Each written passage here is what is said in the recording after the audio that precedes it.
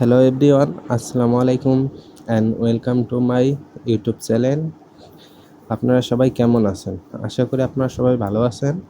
তো আমি আজকে আপনাদের কাছে একটা রেসিপি নিয়ে আসছি। এটা হচ্ছে কি মাছের বড়া। আসলে আমার বাসায় অন্য কোনো মাছ না থাকার কারণে পাঙ্গাস মাছ ছিল। সেখান থেকে আমি 3 পিস মাছ সিদ্ধ করে নিয়েছি। সিদ্ধ করে নেওয়ার পর কাটা ছেড়ে নিব।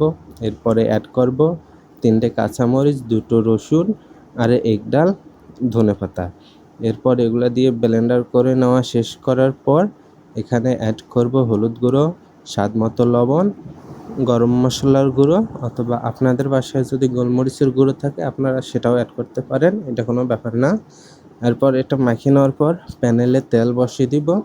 তেলটা গরম হওয়ার পর্যন্ত, যখন গরম হবে তখন আমরা প্যানেলের মাঝে বড়াগুলো দিয়ে দিব ভাজার জন্য।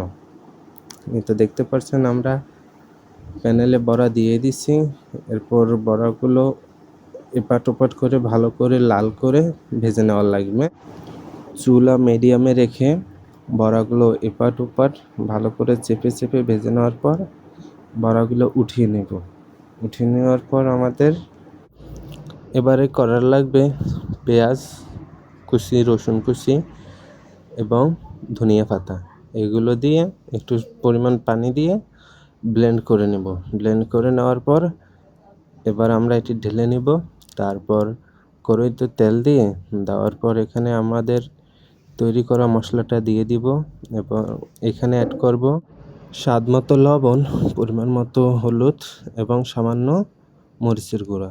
এরপর এটি দিয়ে আমরা ভালোভাবে নেড়ে নিব। নেড়ে নেওয়ার পর এখানে পানি দিব। পানি দেওয়ার পর এখানে আমাদের ভেজে রাখা বড়াগুলো এবার এখানে ছেড়ে দিব। এই তো দেখতে পাচ্ছেন আমাদের ছেড়ে দেওয়া হয়ে গেছে।